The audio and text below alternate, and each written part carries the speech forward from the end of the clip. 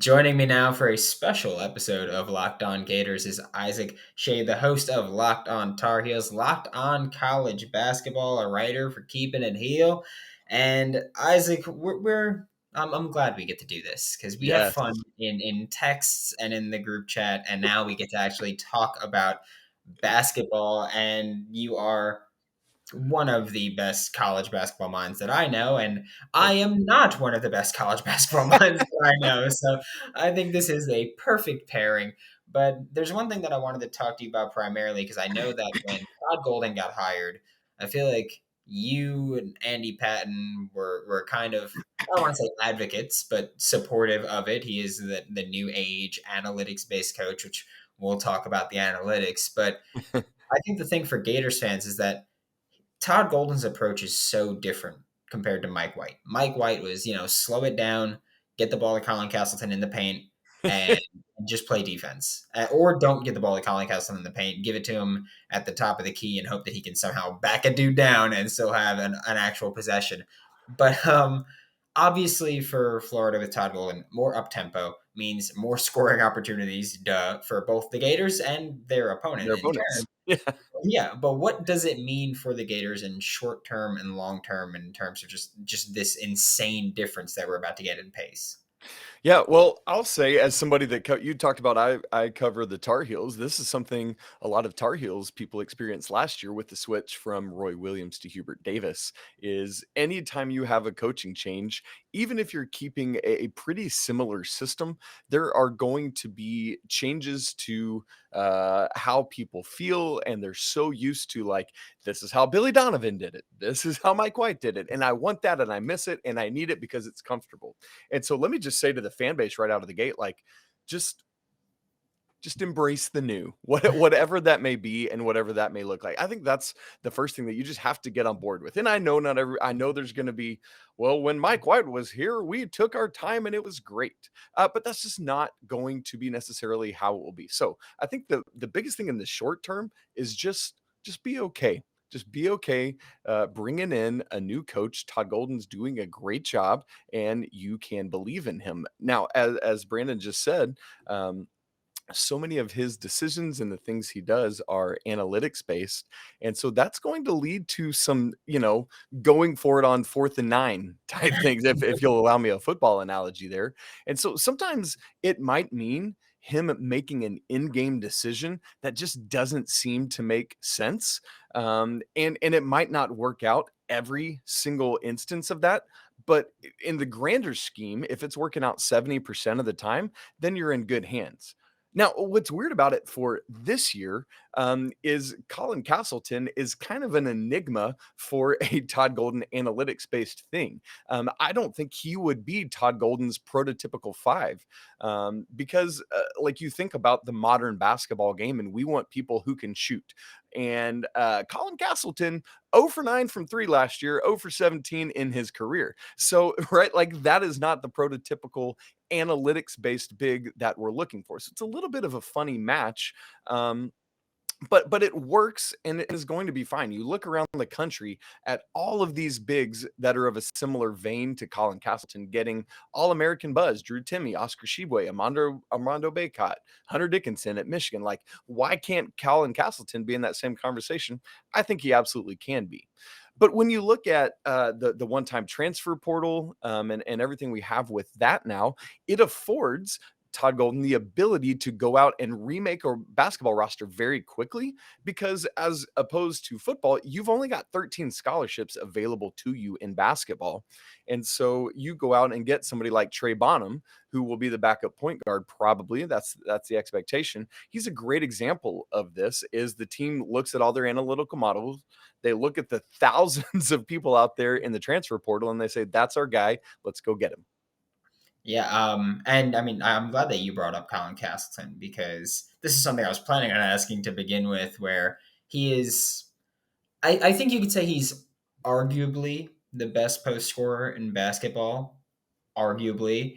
And yes, we know that in preseason, in practice, he's been shooting threes. We'll see what happens in actual games when it Right. matters. Right. I've seen Hassan Listen, Whiteside don't shoot put any threes. stock in that. Don't put any stock in that. Exactly. I've seen Hassan Whiteside shoot threes in videos, and I don't remember ever seeing him do it in a game. So Yeah, I'm not absolutely. super concerned with that. But how does that up tempo style that we want to shoot the three style impact someone like Colin Castleton, who I mean, he thrived in the whole slow it down, let him Sure. work in the post, and let him try to make something happen offense. That's a great question, and I think he is in some ways going to have to carve out a little bit of a new niche for himself, but also it's still basketball, right? Like it's still gonna be basically 4 around 1. He'll be the main guy down in the post, and we'll have probably 3 guards and kind of a hybrid stretch forward type wing, probably Kawasi Reeves in that role, but or Alex Fudge, excuse me. But like I think for Castleton, it's about going out and doing what you do well. He can like there are going to be shots that are continued to miss. I don't know if you know that. That's a fact of basketball. Not every shot goes in. So go out there and be an offensive rebounder. Go. I mean, this is a guy that averaged 9 rebounds a game last season. No reason he can't grow on that. If we're looking at predictions later in the show, we'll talk some about that. But I think even with a new thing, as long as he's running the court well, getting into position, being a great guard positionally, he's not position playing the guard position, but able to guard his position. But then one thing to watch for is like he will probably be drug out like and put in pick and roll defense. Is he going to be able to move? And that's a big part of today's game. So that's something definitely to watch for. Is he able to guard in space? But then ultimately, it's not about being able to shoot threes. Oscar Sheboy, National Player of the Year last year. He's not a three-point shooter. Armando Bacot from North Carolina, only player in college basketball history to have 6 double doubles in the NCAA tournament. Hit 1 3 all of last year. And so Colin doesn't need to go out and change his game, but there might be some ways in which he needs to have some nuanced adaptation this year. Yeah, and I mean, you mentioned, he had 9 rebounds last year. Who's to say he can't improve on that? You could argue that he should improve on that just because there will be more opportunities. So there's going to be that. But and here's one of the really fun parts I wanted to talk to you about is that, like I mentioned before, like you like analytics. I like analytics too. I just don't know anything about it in basketball. But I do know that with Todd Golden, if I'm not mistaken, his like core four is apparently a very common core four in basketball, like the effective field goal percentage. I think it's free throw rate, rebound rate, and turnover rate, if I'm not mistaken, or like the four analytics that, or the four metrics that he cares about the most. How does that kind of differ from what we're used to? Where I know you mentioned, you're going to see a 4th and 9 equivalent, which I think for basketball is fouling before the half, because it's like, well, if they shoot 60%, then they're zero point 0.3 points per possession or whatever. And it's like, we're still losing, but we're losing by 0.5 instead of 0.8. And it's something insane like that. So how is that going to kind of change and bring Florida into this modern era of basketball? Yeah, absolutely. So we call it the 4 factors. That when you hear 4 factors referred to, that's what people are looking at. And so for the average basketball fan, you're still going to be looking at points per game and rebounds per game, assists per game, all of those things. And if you want to get into effective field goal percentage, it's great and it's fun and I love it. But here's a great example to watch for. Analytics tell us that a long range two is the worst and least effective shot in the game of basketball. So basically, analytics basketball removes the mid range shot. We are looking to get to the rim. Hello, Colin Castleton, and we're looking to shoot as many threes, good threes, as possible because 3 is worth more than 2. But again, obviously, the percentage of that shot is lower, and so ultimately, I would expect if I'm a Florida Gator fan watching a Todd Golden offense to try to get to the rim and to try to get good, efficient 3-point shots and to eliminate twos in the mid range game. The Florida Gators are currently 24-point favorites against Stony Brook tomorrow night.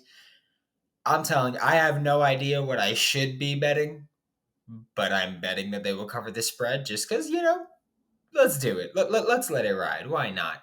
Make sure you check out BetOnline. They've got basketball, football. I mean, there's right now you're in that perfect like sports equinox, what they call it. Baseball just ended, but you can bet on so many sports. So check out BetOnline. It's where the game starts. as the sun comes out and well now it's going back away, but small businesses are back in business, life is looking better again, right?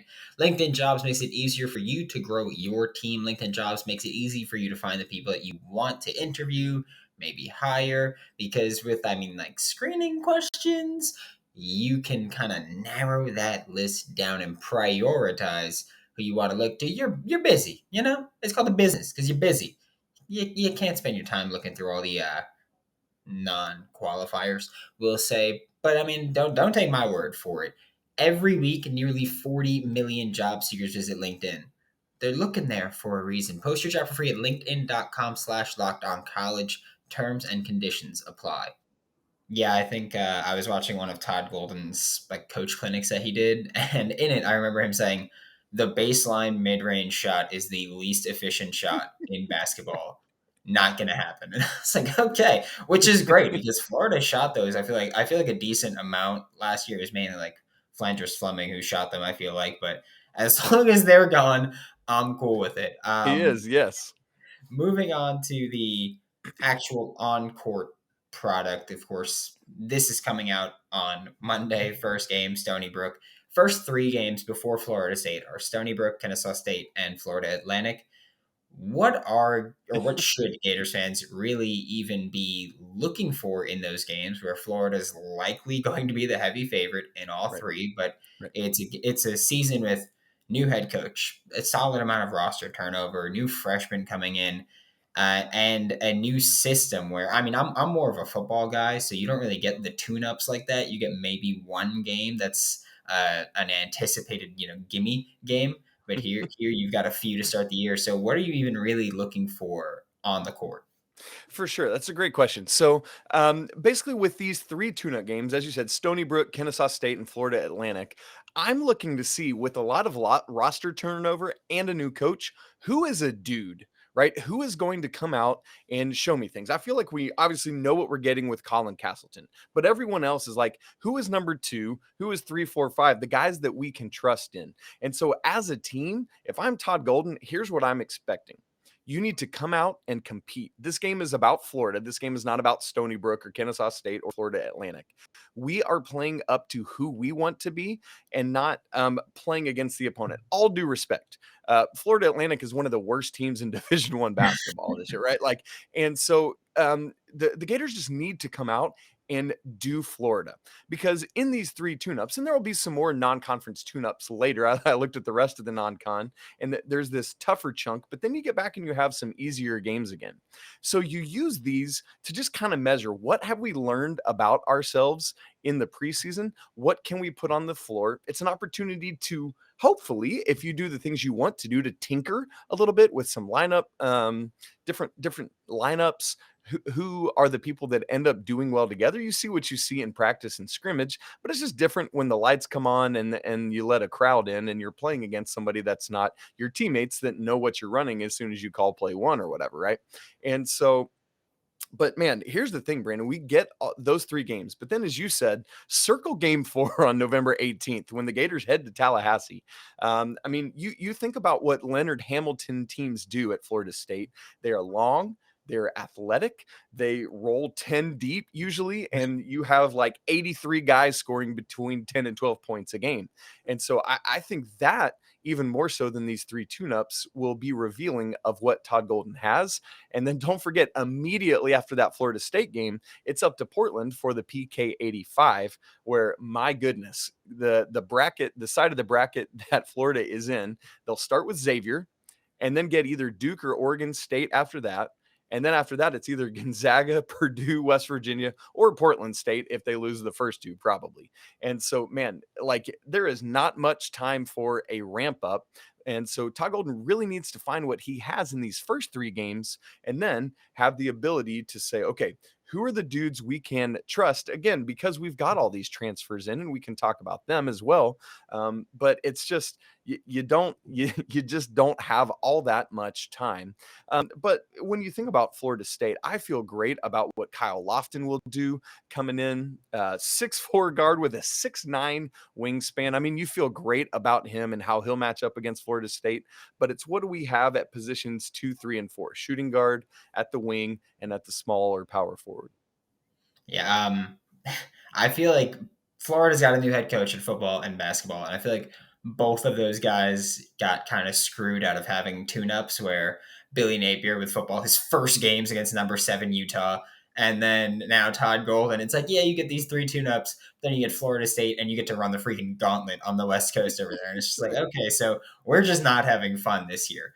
But Nope. So we'll I, get to the end of Thanksgiving week, and then Todd Golden's going to know what he's got. Yeah, and I will say that one of the things with Jason Jordan, who obviously he was on the show twice last week where we were talking about Riley Kugel, Denzel Aberdeen. Kugel has turned a lot of heads, but one thing that Jason mentioned that I kind of wanted to ask you about is that Jason said that Todd Golden's going to let these freshmen take their lumps and earn their stripes and That's right. any other phrase that you want to use for it. But how do you kind of manage that at this point if you're Florida? Because like we mentioned, you've got those first 3 tune-ups and then it gets real. So how do you kind of manage that playing time, giving them meaningful playing time and meaningful reps without kind of throwing them into the fire, but also focusing on winning the game? It's a great question. And here's the thankful part of it is that Todd Golden's not going to be relying on either Kugel or Aberdeen as a starter. And so right out of the gate, they don't have to come in with that pressure. They get to sit for a little bit, see what's happening, watch the game script unfolding, and then get to come in and do that. Now you got all these transfers coming in who are going to have to take those same lumps as well, because outside of Fudge coming over from LSU, it's all guys coming up a level from where they previously were. So there is that factor of it as well. But for the freshmen, the way you handle this is you let them know, hey, like just because you make a freshman mental mistake, that doesn't mean I'm going to immediately like yank you to the bench unless it's just some egregious thing. Like turnovers are going to happen, particularly in a little bit more of an up tempo style. And so that's to be expected. But as you alluded to, Brandon, you want to make sure that you are not allowing them to make mistake after mistake after mistake that actually does worse for their psyche. And so there is this way in which you have to be able to recognize your players. And that's why it's so important to know them on a personal level beyond just Brandon Olson basketball player. Who is Brandon Olson the person? Because some players can handle a little more mistakes and screw ups and learning through that. Others are going to get so inside their head that it's just going to make things worse in the long term. And so I'm looking for spurts right out of the gate. And how can we have like 5 solid minutes out of you, Mr. Google? Go out there, just don't like your job right now is to go out and not be worse than who you're coming in for. Like if you're better, that's great, but at least let's not have a drop off when you come into the game. Let's make sure you know the plays and where you need to be. I mean, just watch, folks. In these first couple games, the freshmen are out there. I would imagine we're going to see a lot of Colin Castleton directing them around. We're going to see a lot of Kyle Lofton, like get over on the wing. You know, there's going to be a lot of that kind of thing as freshmen are learning their ways. But again, same thing as you need with Todd Golden and with the transfers. Patience is a key word. Yeah, and you've mentioned him a couple of times now with Kyle Lofton, Trey Bonham, Will Richards, also new, and Alex Fudge coming over from LSU. What is kind of the expectation? Where I feel like this is a lot of turnover for Florida relative to what we're used to. So, what is kind of the expectation as to how you can get these guys to gel? Aside from obviously, like you mentioned before, it's different when you're scrimmaging and you know what's coming and you know the guy against you as opposed to actually playing a meaningful game. So for Florida, just how the heck do you put all this together? That's a great question, and thankfully, that's why Todd Golden's got all this money now to leave San Francisco and come to Florida. But yeah, I mean, we've got 4 transfers in this year. Trey Bonham coming from VMI, Alex Fudge, the lone high major transfer, Will Richard from Belmont, and Kyle Lofton after playing 4 years for St. Bonaventure.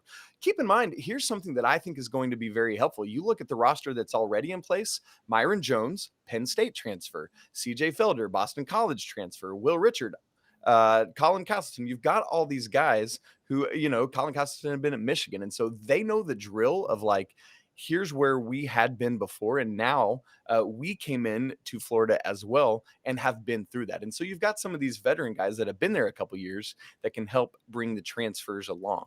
But here's one of the things that I always watch for. Brandon, I know you're a baseball guy, so this analogy should work for you as well. If a baseball team is having a bullpen game, the more times you open that bullpen door, the more likely it is that somebody's going to come out of that bullpen that's not going to be on their game that day. And so if you're rolling 5 deep, you need all 5 of those guys to be on top of their game to match what like one starter could do, basically.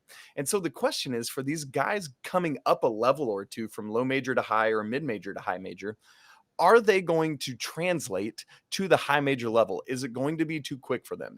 Are they going to be able to athlete on the same level as the high major players? There was a reason they didn't make high major coming out of high school. Not all of them. Some of them, it's just about slower development or other things. But when you're bringing in 3, 4 guys from a lower level, there's just not any guarantee that 18 points a game at a mid major is going to translate to 12 points a game at Florida. And so that is a thing that we need to be watching out for as well. So in some ways, that's just as much of a learning curve as the freshman. How do I now adjust to a new coach at a high level program who has a lot of pedigree and trying to get right back to the top of the SEC? Yeah, I mean, I know that going into this year, I'm going to take the same approach I did with football. Hope for the best, prepare for the worst, and I'm just fully prepared. We've seen a lot of guys transfer from the Florida football team already. We'll see if there's the same amount of turmoil with the Florida basketball team. Hopefully not. But thank you so much, Isaac. This was Isaac Shade, Locked On Tar Heels, Locked On College Basketball, and you'll be back because I'm not even going to pretend you're not going to be back. You'll be back.